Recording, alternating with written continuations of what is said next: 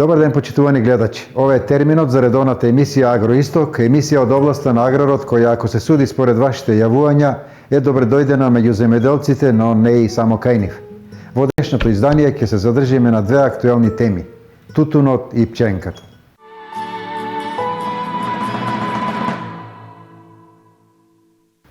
На 15 декември започна откупот на тутунот од годинашнава реколта. Првиот ден на откупните пунктови помина во знакот на преиспитување од двете страни. Откупувачите да констатираат што им донеле тутунарите, а вторите да слушнат какви цени ќе добијат за тутунарската мака. Еве што забележавме на еден од пунктовите во општина Карвинци. Првите мигове на откупот е добар и тутунот е квалитетен. Према ланската година многу ќе бидат позадоволителни производителите и така да рачунаме ги до крајот. Ено сега почнуваат од почеток, од првата рака, подбир, ние што го викаме. И втора рака донесува трета, па цената се па добра одвива, негде се одвива од 180 до 220 иде, али кој ќе донесе целокупниот, ќе видиме тогаш, ќе се процене колку е просекот. Има ли реакција вака од граѓани, бидејќи? Па има некои реакции, имат оние луѓе кои не са го добро зачувале тутуно, по не е малку квалитетен и така да реагира на цената, али сепак се гледа да се даде реална цена, мада се попушта, повечко даваме. И сега вашата улога која е тука, да речеме? Како вие реагирате ако штитите производителите? И јас ги штитам производителите, ако не е реална цената, да побарам поголема цена да дадат. Усно или писмено корекција? Усно моментално се одвива, директно сега се одвива од купувачот и директно одам на проценитело, му сугерирам. Ова тука е обештетен човекот и му викам, ова класа не е, ова ќе биде, ако му даде тројка, ќе му речем јас, ова не е за тројка, ова е за двојка и така доеме до една реална цена. До една средина. Да бидат задоволни и купувачот и производителот.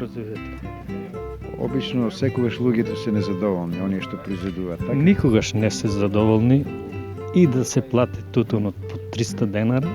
Так не е, човечко око си е човечко, не е ситно секогаш е тоа. Село Таринци. Тоа е тука, вчера доаѓаваме, рече докараме денеска докараме го гужва многу. Слушам, тука, вие што се откупили до сега, што се го продаделе, не задоволни од цените. Бранител, ако кажува, бранител мора да бране они тај и тај, кажува дека задоволни 230, ама сега ден излезе 120 денара, вика просек ми се фаќа. Те сега излезе тај, може погледате го вие, документно покажува 120 денара просек. Тоа е срамота во оваа држава. Ќе видиме, вие ќе дојдете на ред. Колку имате годинава насадено тутун? Па 20 години садиме тутун. Оваа година колку имате? Оваа година декари и батијари имаме, најде околу 435 кг може ќе извадиме. Нашето место дава повише тутун, наводнуваме го и така дава килажа, не се како горе по турските села, да кажем, така да не се навредува некој. Суви терени горе? Да, па суви терени, ако заврне дожд, че има нешто, ако не заврне нема. Ние тука наводнуваме, искаруваме по 200 и 80, 300, 350 кг по декар се искарува тутун. Ама не сме задоволни од цените. Малце треба да се направи корекција на цените. 270 сега слушам била прва, ама не ја дават. А четворка 70 денара. Каде е математиката од прва до четврта? 200 денара разлика од цените. Тоа не е добро. Корекција на цените, испод 150 да нема, не мора да биде прва 270, нека биде 220, 200 денара двојка, тројка нека биде 180, ова нека биде 150. Тука субвенција од државата? Субвенциите додека ги дава државата, ќе ги дава, нели ги дава, тоа е ке ни законове, ке ни. Ако не па 150 и 60, 100, 210 денара ќе испадне. А ока пак испадне 180. Што цените се недобри. Да не треба да се мисли за ова. Ева сега ова ако ти однеси трета, секоја класа една класа подоле. Значи ако е екстра прва, дип прва, дават колку да ги измамат дека има нешто прва. А до денеска не видях, денеска не ви го видях некој да дадат прва класа. Бидејќи јас сум најголема производител Карбинска општина. И Килограми. Оваа година пак имам 5 тона, лани имах 6 тона. Да, значи 25 декара, 26 декара тутун сејам ја. Меѓутоа, вака, ако нема до години, нема да садиме. Како се викате? Јаков Нурден. Дојдовте само вака да видите. Само дојдев да го гледам како се откупува, што се работи. Имате тутун? Имаме. Колку? Има 500 кг тутунава. Ќе го донесете од? Не. Зашто? Така ќе фрлим од тавора нека стое. Не сме задоволни. Многу слаба ли цената? Слава дава цената. Колку треба да биде според вас? Бе, до 170 динара надолу да не се пак ќе барам друге. Ама сега 120, 130 динара. Што е тоа? Не може да покриеш ништо.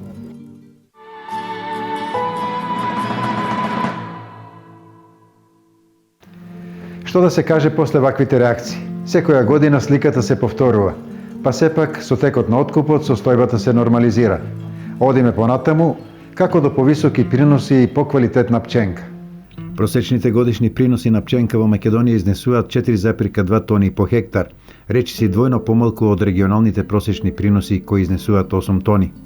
Земајќи го предвид фактот дека нови земјоделски површини се тешко достапни, единствениот начин за остварување на рентабилно производство на пченка е зголемување на приносите на постоечките површини со примена на нови технологии и протоколи за производство. Со цел да се докаже успешноста на овој пристап за зголемување на приносите, проектот на УСАИД за експанзија на мали бизниси во 2013 година ја спроведе пилот иницијативата да одгледуваме повеќе пченка. Како дел од иницијативата, 40 земјоделци од Полок и Пелагонија за прв пат во Македонија одгледуваа пченка со помош на системите за наводнување капка по капка. Благодарение на подобреното наводнување и протоколите за производство, приносите на овие 40 земјоделци се зголемија за 4,8 тони по хектар кај оние кои одгледуваа пченка за зрно, од 8,2 на 13 тони хектар и за 17 тони по хектар кај оние кои одгледуваа пченка за силажа, од 48 на 64 тони по хектар. Максималните приноси беа уште повисоки, со рекорд од 17,5 тони по хектар за зрно и 112 тони по хектар за силажа.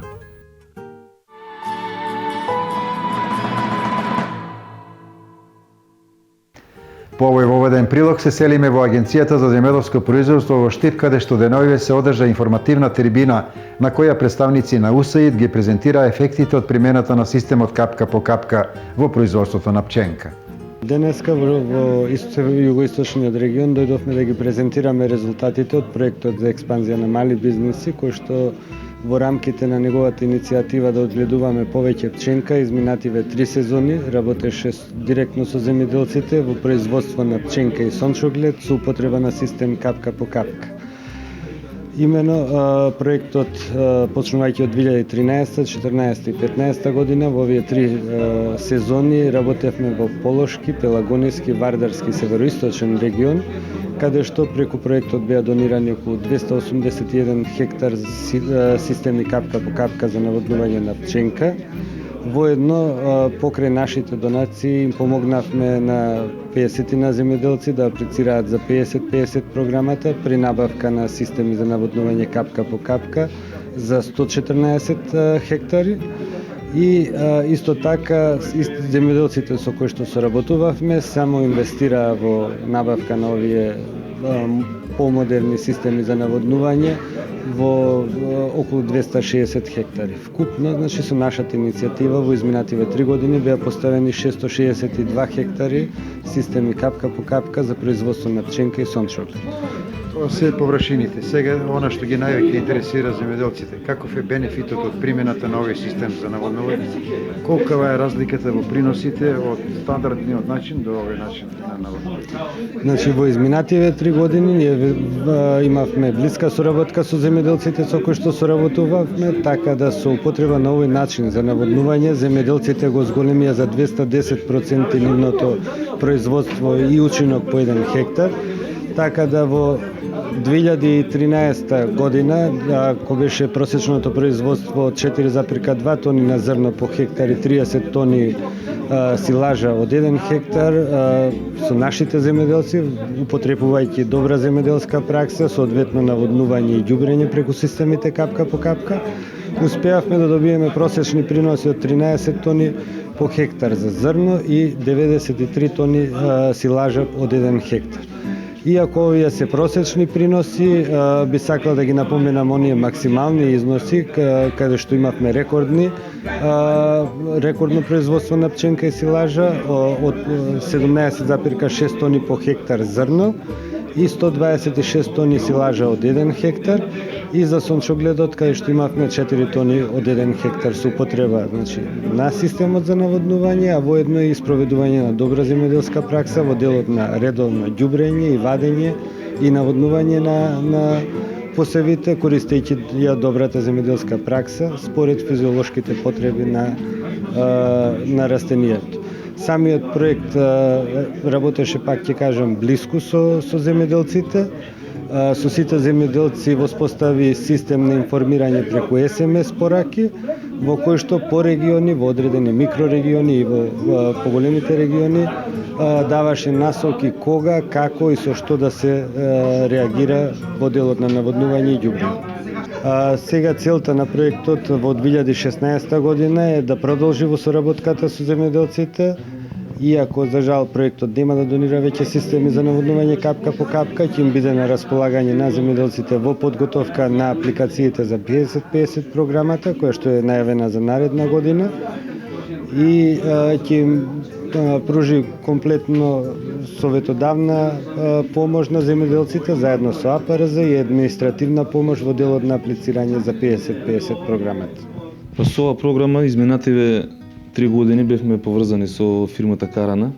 Значи ние бевме како добавувачи и изведувачи на опремата за наводнување капка по капка.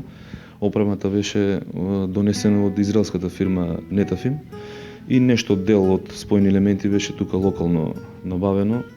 Во главном се беше од Netafim од Израел. Значи имавме доста монтажи со земјоделците на различни региони, доста искуство, доста и системи се наместија, така да ако се заинтересирани земјоделците, може слободно да не најдат и на Facebook страната, имаат и на интернет страната на Маганмак, имам објавувано досегашно искуство, немаме до сега поплаки од некој од земјоделците. Значи се користи опремата, прифатлива е, лесно се монтира, лесно се аплицира на различни терени. Значи може тоа да и прилика кога се монтира, ние секогаш на земјоделците им објаснуваме како најефикасно и најбрзо и најлесно да располагаат со истата.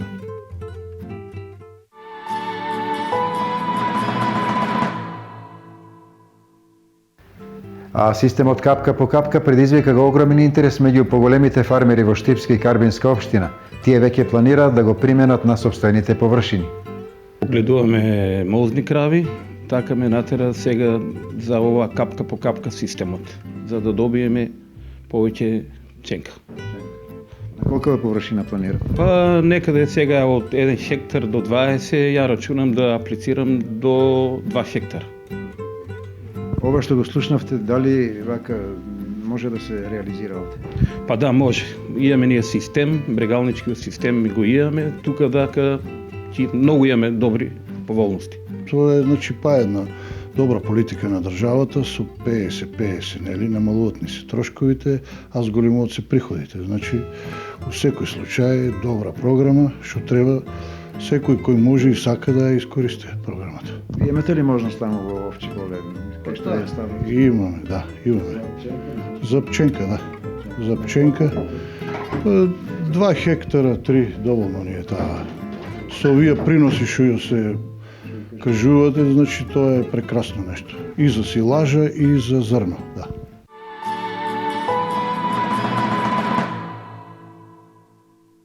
Порано, кога ќе се кажеше Агенција за земјоделско производство, обично се мислеше на магазинот каде што може да се подигнат овошни садници или лозови калими.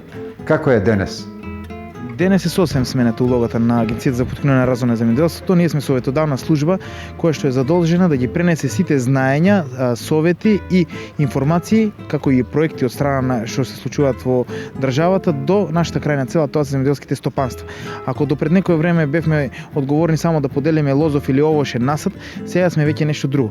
Единствени професионалци кои што може да изготват технички предлог проект по национална програма, по мерка 121 набавка на механизација или мерка млад земјоделец мерка односно 112 или ИПАРД програма по мерка 101, тоа се советниците од Агенцијата за поткрепување на развој на земјоделството. Покрај изготвување на технички предлог проект кој што е пред се административна работа, ние служиме за давање на совети до земјоделците. Како од иста единица површина да добијат поголем профит со помал инпут на финансиски средства, да се оствари поголем профит и како да за нивната култура да се најде подобар пазар. Ние сме тие што ги советуваме земјоделците пред се да направат договор пред започнување на новата реколта, но доколку некој има енормно, односно зголемено производство на одредена површина, ние сме тие кои што можеме да му најдеме пазар. Сите они кои што ќе се обратат кај нас за стручен совет, на најпрофесионален начин ќе бидат услужени. Поради интересот кој што го имат, но и довербата на земјоделците кон Агенцијата за поткрепување на развој на земјоделството, одлучивме да работиме во некои периоди, а тоа е кога имаме зголемени активности и двосменско, па така еве како пример да кажеме дека кога имаше акција за син јазик постана фарми, во само еден месец посетивме 7800 фарми на ниво на држава.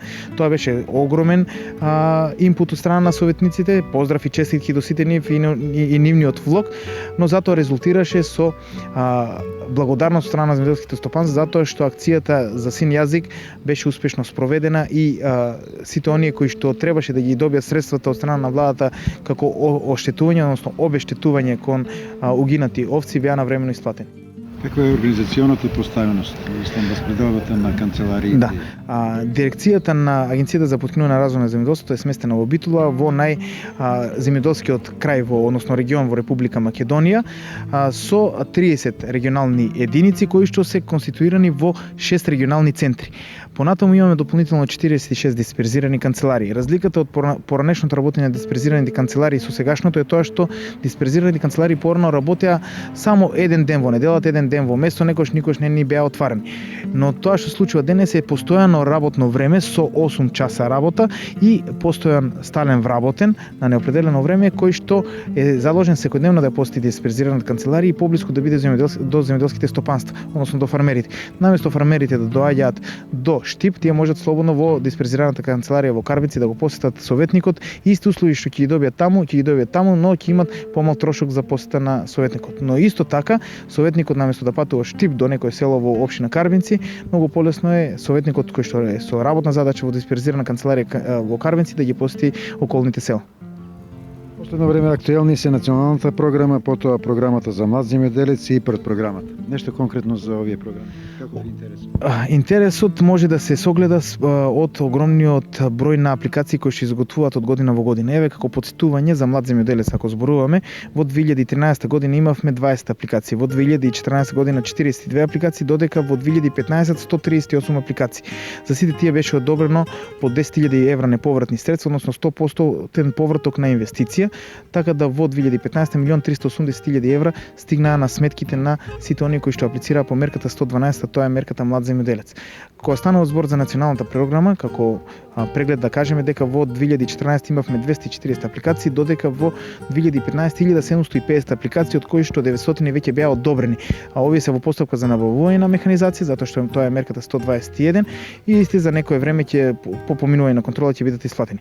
Кога станува збор за ИПАРД програмата, да потсетиме дека Во 2013 имавме 240 апликации, во 2014 имавме 605 апликации, додека во 2015 1150 апликации.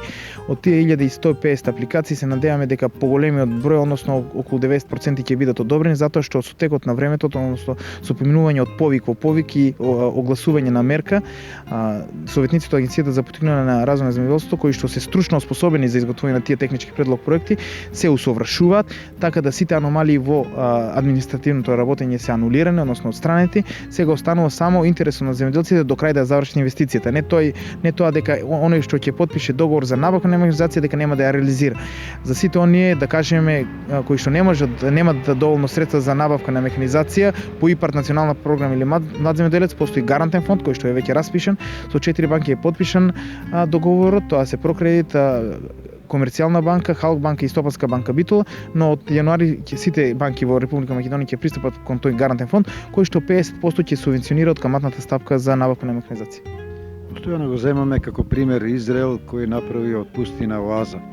Дали овчеполијата можеме да го направиме оаза со оглед на тоа што е познато дека хидросистемот Брегалница не се користи доволно, а во исто време структурата на посевите не е соодветна на климатските и почвените услови? Доколку се направи агрохемиска анализа, која што е субвенционирана од страна на државата со 60%, се видат препораките за ѓубрење, се види препораката која култура најдобро успеа на овие посеви. Доколку водниот режим почне да се искористува токму преку овие системи за наводнување, кои што се економични, тоа е системот капка по капка. Доколку почнеме да поставуваме ветрозащитни појаси во овчеполијата, затоа што и тоа е агротехничка мерка, мислам дека ќе дојдеме до еден подобар резултат во поглед на приносот. Приносот во Република Македонија на житни култури изнесува негде во некои места, како што е Пелагонија, 6 до 6,5 тони по хектар. Но во овчеполијата е 2 до 2,5, па некош и 3, што го намалува просечниот принос на ниво на држава. Но ако почнеме со спроведување на агротехнички мерки, односно правилно ѓубрење, семенски и саден материјал кој што е сертифициран и соодветен за таа површина, ќе се најде на некој подобар принос. Мора да се знае дека агротехничките мерки се еден вид на оркестар. Доколку сите агротехнички мерки се спроведени, како што се сите инструменти во еден оркестар, тоа ќе најде на резултат. Доколку само едно нешто не штима во агротехнички мерки, ќе имаме потврдање во приносот. Прашањето ми беше повеќе дали не треба да се менува структурата со оглед на тоа што житариците еве констатиравте и вие дека во овчеполието не се со доволна количина како што треба, како што е Војводина или Пелагонија. Дали не треба да се менува структурата на посевите со поголемо искористување на хидросистемот Брегалница? Други култури да се... Би сакал тоа да го кажам, дека доколку гледаме дека повеќе години веќе уназад житото, односно пченицата, јачменот не се со доволен принос, треба да се промени нешто на некоја друга култура. Тоа може да биде овошен или лозов насад, но доколку имаме заинтересирани за пченката која што се бара во некои делови во државата, за која што имаме сигурен пласман, можеме да преминеме кон одгледување на пченка. Пченката може да се одгледува како за зрно, така и за силажа и е подложна на со наводнување на систем капка по капка. Добра идејата за пченка можеме да спроведеме преку трибини, да ја организираме, односно да ја кажеме заинтересираноста за одгледување на пченката, но да видиме колку ќе биде одзивот и слухот на земјоделците. Многу е важно тоа што ќе го предложиме да биде слушнато од страна на земјоделците, да биде спроведено во понатамошниот период. Кај земјоделските стопанства во Република Македонија проблем е традицијата. Оние кои што се научени на производство на жито многу тешко се префрлат на некоја друга култура. Но ако, како што кажав, објасниме на еден добар начин, со кој што начин ќе го кажеме профитот од кој што ќе произлезе со одгледување на некоја друга култура и доколку нашите упатства, односно совети ги стеат земјоделците, мислам дека ќе најдеме на добар чекор.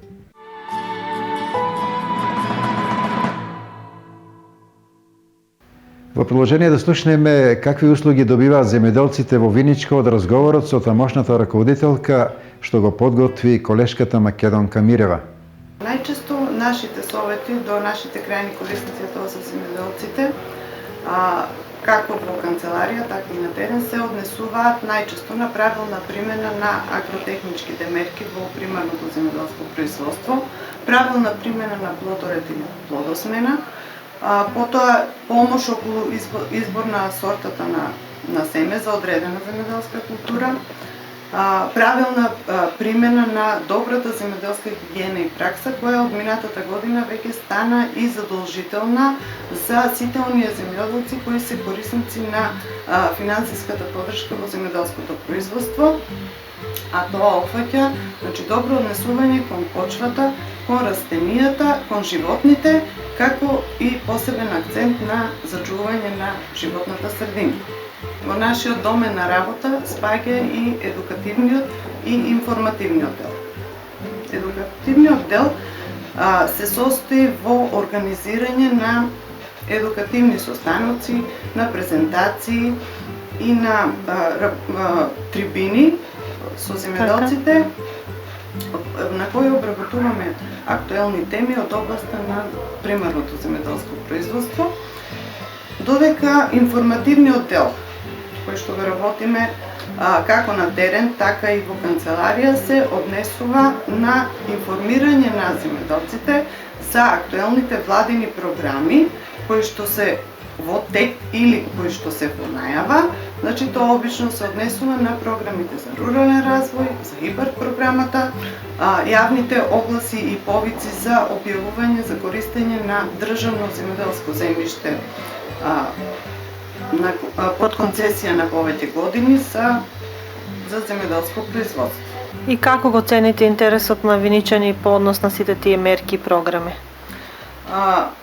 Спрема тоа што се работи за релативно мала општина со мал број на земјоделци, имајќи предвид дека и голем број од земјоделците и младите лица од Виница се иселени, сепак задоволителен е бројот на земјоделци кои што се интересираат да ги искористат овие погодности, бидејќи освен тоа што познатите 50-50 не се секогаш 50-50, значи имаме и поготово младите земјоделци или земјоделците кои што имотите им се наоѓаат во катастарски општини кои што се над 700 метри надморска висина, користат и други погодности, значи 60 до 65% има учество државата, додека само 35 до 40% е учество на земјоделецот. Значи, ние имавме повеќе такви земјоделци на последниот оглас, на програмата за рурален развој и на ИПАРД програмата, и се надевам дека во иднина се повеќе ќе бидат вољни да ги искористат овие помолности што ги нуди владата на Република Македонија.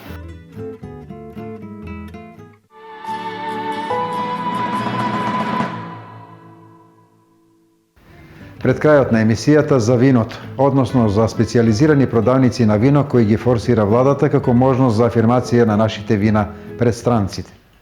Значи, од пред неколку години поддржуваме мерка преку програмата за финансиска поддршка на руралниот развој за отворање на продавници за продавање на македонски вина, брендирани продавници со интериер кој е веќе изработен како проект и кој што значи дека се типски продавници. Во однос на интериерот се кофинансира 50% од инвестицијата во интериерното уредување, се финансира закупот на просторот доколку не е во сопственост на оној што аплицира. Просторот може да биде од 20 па до 100 квадратни метри, такви се и проектната документација одговара на сите тие, на неколку големини на интериер. Се плаќаат двајца вработени во висина на просечната плата од дејноста во рок од 3 години. Имаат обврски македонските продавниците за продажба на македонски вина во однос на промоција на македонските вина, обезбедување на еднаков простор за сите винари од Република Македонија. Потоа вработените во винските продавници потребно е да имаат сертификати за познавање на англиски јазик, бидејќи целта на овие продавници е пред се да се промовираат македонските вина и македонските винари на странските туристи, односно на странците кои ја посетуваат Република Македонија, и за таа цел е потребно вработените да знаат англиски јазик. Униформирани се во смисла да сите вработени во продавниците за македонски вина ќе бидат еднакво облечени, логоата на продавниците ќе бидат еднакви. Значи, меркава представува еден обид за брендирање на продавници кои би биле препознатливи во 10 градови во Република Македонија за странските туристи, каде најлесно би можеле да дегустираат македонски вина и секако да купат нешто и да понесат со себе. Имавме 2 јавни повици до сега за отворање на продавници. Мислам дека во Скопје е отворена една продавница и една е отворена во Штип. Во однос на постапката, интересот постои, во смисла на имавме интереси за отварање во Охрид, меѓутоа се работеше пред се за исполнување на оние условите, критериумите за соодветност, кои веќе ги споменав, што сите апликанти не ги исполнуваа, затоа до сега имаме склучени договори со 2 продавници, 2 се реализирани, едната во Скопје, а другата во Штип.